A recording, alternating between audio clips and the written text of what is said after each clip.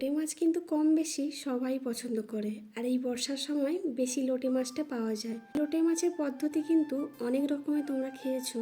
কেউ লোটে মাছের ঝাল ঝুরি, তার সঙ্গে লোটে মাছের চপ।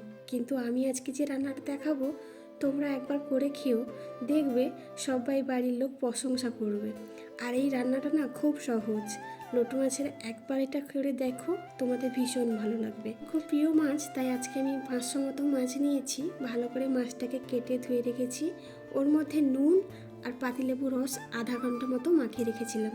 তারপর ভালো করে কড়াই গরম করে হালকা তেলে মাছগুলোকে দিয়ে এপাশ ওপাশ করে একটু ভেজে নিলেই ওর ভেতরে যে জলটা থাকে না বেরিয়ে যায়, যাতে হালকা একটু যে গ্যাসটা থাকে কেটে যায়।